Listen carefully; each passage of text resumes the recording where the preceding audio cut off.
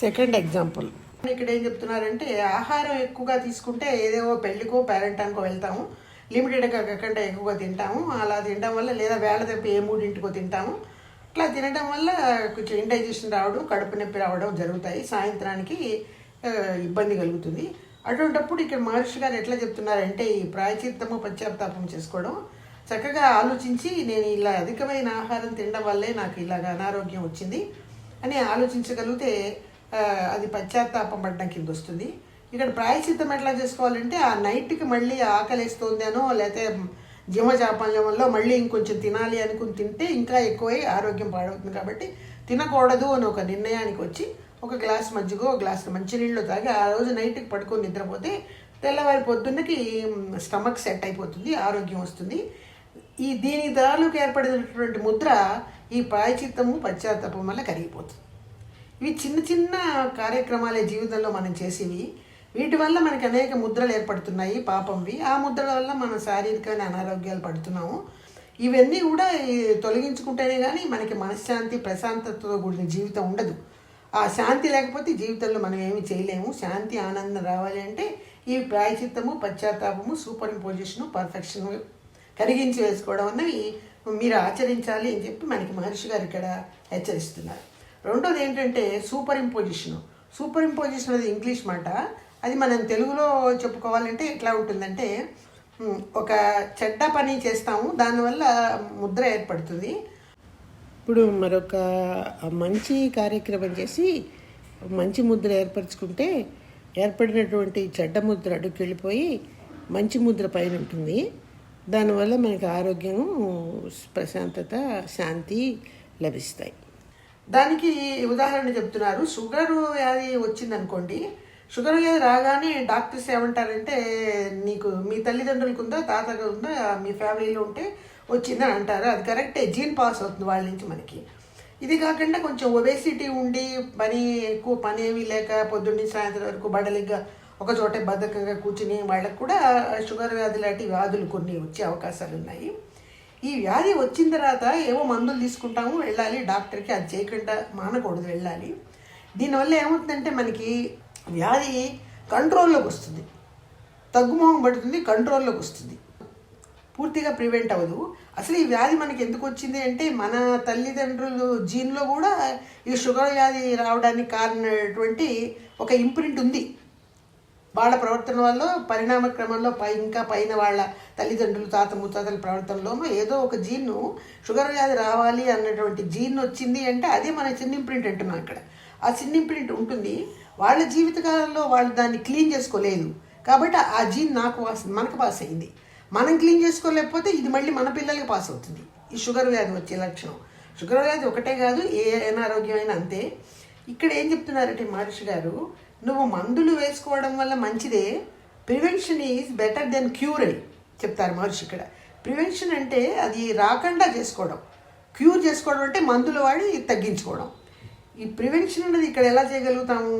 జీన్లో మనకి వచ్చిన షుగర్ వ్యాధి తాలూకు ముద్రని శరీరపు కణాల్లో ఉంటాయన్నమాట ఆ ముద్రలు. ఆ ముద్రని కరిగించుకోవడానికి వ్యాయామం చేయమని చెప్తారు డాక్టర్స్. వాకింగ్ చేయమంటారు లేదా యోగా చేయమంటారు. ఈ యోగా అనేది చేయడం వల్ల ఈ ఫిజికల్ ఎక్సర్సైజెస్ ఉంటాయి యోగాలు చేయడం వల్ల శరీర కణాల్లో పడినటువంటి ఈ షుగర్ వ్యాధి రావడానికి కారణమైనటువంటి జీన్ అనబడే ఈ ఇంప్రింట్ అది నెమ్మదిగా ఈ ఎక్సర్సైజులు చేయడం వల్ల కరిగిపోతుంది. కరిగిపోవడం వల్ల ఇక్కడ ప్రివెన్షన్ వచ్చేస్తుంది. షుగర్ వ్యాధి పూర్తిగా రిమూవ్ అయిపోతుంది.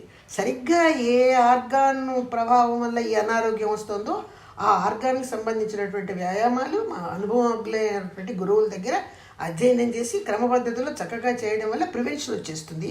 మందులు తీసుకోవడం వల్ల క్యూర్ అవుతుంది. ఇది మనకి చాలా చక్కగా తెలియజేస్తున్నారు.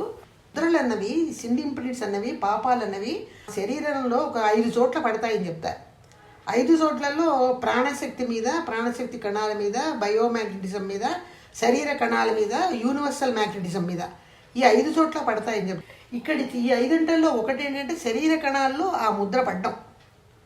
ఆ శరీర కణాల్లో పడిన ముద్ర వల్ల శారీరకమైన అనారోగ్యాలు వస్తున్నాయి. కాబట్టి సులభతర కుండలిని యోగంలో ఉన్న సులభతర వ్యాయామాలు చేయడం వల్ల నీ శరీర కణాల్లో ఉన్నటువంటి ఆ ముద్రలు తొలగిపోతాయి. అప్పుడు నీకు ఆ షుగర్ వ్యాధి వచ్చి జీన్ కరిగిపోతుంది. అది అప్పుడు నీకు షుగర్ వ్యాధి ప్రివెంట్ అవ్వడమే కాకుండా రేపు నీ ప్రివెంట్ అవ్వడం అంటే ఏంటి, నీకు జరిగేది క్యూరే. ప్రివెంట్ అయిపోతే ఆ జీన్ నీ సంతానానికి పాస్ అవ్వదు. కాబట్టి రేపు నీ సంతానానికి షుగర్ వ్యాధి వచ్చే అవకాశం లేదు. మా నాన్నగారికి ఉంది, మా తాతగారికి ఉంది, నాకు వచ్చిందని మనం అనుకుంటున్నాం. అటువంటి అవకాశం కనీసం రేపు మన సంతానానికి లేకుండా చేయడానికైనా మనం ఇటువంటివి ఆచరించాలి అని ఇక్కడ మహర్షి గారు మనకి తెలియజేస్తున్నారు అనమాట. అలాగే ఇంకొక ఉదాహరణ కూడా ఇక్కడ చెప్తున్నారు. ఇప్పుడు నా స్పీచ్ మీరు వింటున్నారు కదా, దాన్ని మీరు రికార్డ్ చేసుకుంటారు. ఒక నెల రోజుల తర్వాత అది విన్నాక మళ్ళీ ఇంకో పాట దాని మీద రికార్డ్ చేసుకున్నారనుకోండి, ఏమైంది, ఆ స్పీచ్ అనేది చెరిగిపోయింది, ఈ పాట ఒక్కటే అక్కడ మిగిలింది. అదే రకంగా మీకు ఏ కార్యక్రమం చేయడం వల్ల మీకు చెడ్డ ఇంప్రింట్ అనారోగ్యానికి కారణమై పడిందో, ఇంకొక మంచి కార్యం చేసి ఆ అనారోగ్యం తనకి ఇంప్రింట్ని రికార్డ్ చేసిన స్పీచ్ జరిగిపోయినట్టు మంచి అనబడే గుడ్ ఇంప్రింట్ వెళ్ళి ఆ చెడు అనే బ్యాడ్ ఇంప్రింట్ని కరిగించి వేస్తుంది. ఆ రకంగా కూడా జరుగుతుంది అని ఉదాహరణగా తెలియజేశారు. మూడోది ఏంటంటే కరిగించి వేయడం, డిజల్యూషన్ అంటారు. ఈ డిజల్యూషన్ వల్ల కూడా మనం సిన్ ఇంప్రింట్స్ని తొలగించుకోవచ్చు. మ్యాక్సిమం లెవెల్లో కంప్లీట్గా తొలగించుకునే అవకాశం మనకి ఇక్కడ ఏర్పడుతుంది. ఇది ఏంటంటే హూయామై అన్నది ఒక ప్రశ్న మనం వేసుకుని పరిణామ క్రమంలో భగవంతుడు అనబడే నిరాకార నిర్గుణ స్వరూపుడైన పరమాత్మ పరిణామ క్రమంలో పరమాణువులల్లే మొదటి తన్మాత్రగా తయారై ఆ పరమాణువుల కలయికతోనే పంచభూతాలు ఏర్పడి పంచభూతాల కలయికతోనే మానవుడు ఏర్పడ్డాడు. ఆ పరిణామ క్రమంలో మొదటగా ఏర్పడినటువంటి ఆ పరమాణువులే దివ్యధూళి పరమాణువులు అంటారు. అవి నా శరీరంలో మానవుడి వరకు వచ్చేసరికి ప్రాణశక్తి పరమాణువులు, నాలో ఉన్నవి భగవతత్వమైనటువంటి ప్రాణశక్తి పరమాణువులే. కాబట్టి ఇక్కడ అహం బ్రహ్మస్మి అన్న లెవెల్కి వెళ్ళగల అవకాశం ఏర్పడుతుంది. అంతేకాకుండా నా చుట్టూ ఉన్న వ్యక్తులందరూ కూడా పరిణామ క్రమంలో ఆ మొదటి మానవుడి నుంచి ఏర్పడిన సంతానమే. కాబట్టి మొదటి మానవుడు పరిణామ క్రమంలో ఉన్న పంచభూతాల నుంచే తయారయ్యాడు. అతని నుంచి ప్రపంచంలో ఉన్న మానవులందరూ తయారయ్యారు. కాబట్టి ఎదుటివాడిలో పక్కవాడిలో కూడా ఆ భగవతత్వం ఉంది అని ఆ పక్కవాడిని ఎదుటివాడిని కూడా ప్రేమించడం, అభిమానించడం, ఇబ్బందుల్లో ఉన్న వాళ్ళకి సహాయం చేయడం, వాళ్ళని ప్రేమించడం లాంటి కార్యక్రమాలు కనుక చేయగలిగితే క్రమక్రమంగా నువ్వు ఆత్మసాక్షాత్కారాన్ని పొందుకునే అవకాశం ఏర్పడుతుంది.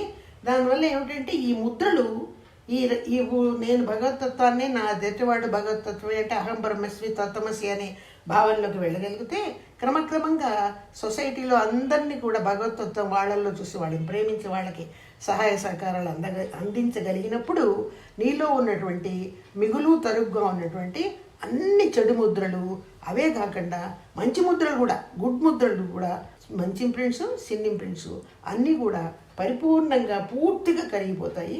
ఆ దశలో నువ్వు చాలా చక్కగా ప్రాణాయామాలు చేసుకుని లేదా మెడిటేషన్స్ చేసుకుని లేదా ఆత్మ పరిశీలన చేసుకుని పరిపూర్ణత పొందడానికి, పరిపూర్ణత అంటే భగవతత్వాన్ని తెలుసుకుని భగవంతుడి దగ్గరికి చేరుకోవడానికి అవకాశాలు ఏర్పడతాయి.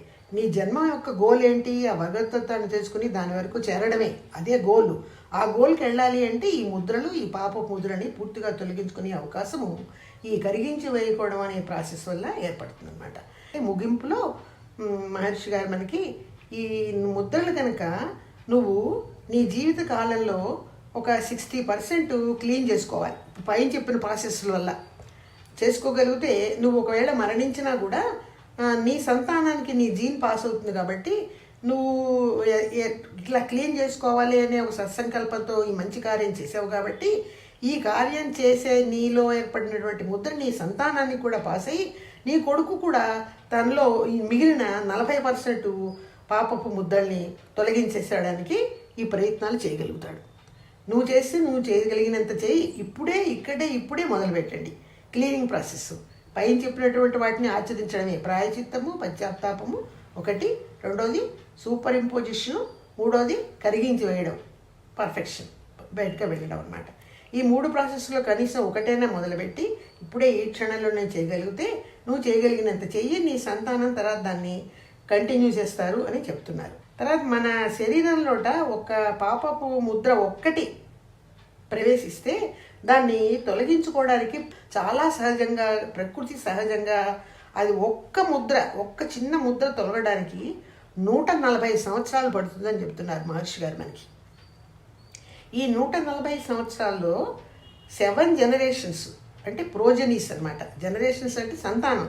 నీకు నీ సంతానం, వాడికి వాడి సంతానం, వాడికి వాడి సంతానం, అట్లా 7 ప్రోజినీలు అనగా 7 జనరేషన్స్ జరిగినప్పుడు ఆ రకంగా 7+7+7 ఈ రకంగా 7వ జనరేషన్ దగ్గరికి వచ్చేసరికి 140 సంవత్సరాలు అవుతుంది. 20 చొప్పున 140 సంవత్సరాలు 7 జనరేషన్కి అయ్యేసరికి క్రమక్రమంగా ఒక్కొక్క లెవెల్లో మంచి కార్యాలు చేస్తూ మంచిగా పనులు చేస్తూ అలా కనుక కంటిన్యూగా 140 సంవత్సరాలు ఈ 7 జనరేషన్స్ కనుక జరిగితే అప్పుడు ఈ ముద్రలు క్రమక్రమంగా పూర్తిగా తొలగే అవకాశం ఏర్పడుతుంది. అంటే ప్రకృతి సహజంగా జరగడానికి ఇంత టైం పడుతుందని చెప్తున్నారు.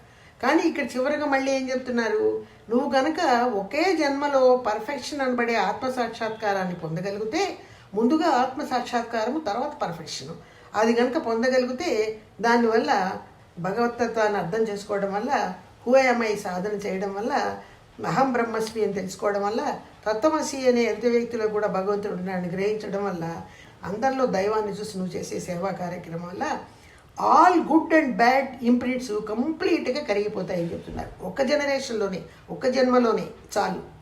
ఆ రకంగా నువ్వు చేయగలిగితే అప్పుడే పరిపూర్ణత నువ్వు పొందగలవు అని మనకి ఇక్కడ మహర్షి గారు తెలియజేస్తున్నారు. వెంటనే ఇప్పుడే మీలో ఉన్న సిన్స్ని తొలగించుకునే ప్రయత్నం చేయాలని మరొకసారి మనని హెచ్చరిస్తూ ఆయన ఉపన్యాసాన్ని ముగించారు. సుఖినో భవంతు, be blessed by the divine.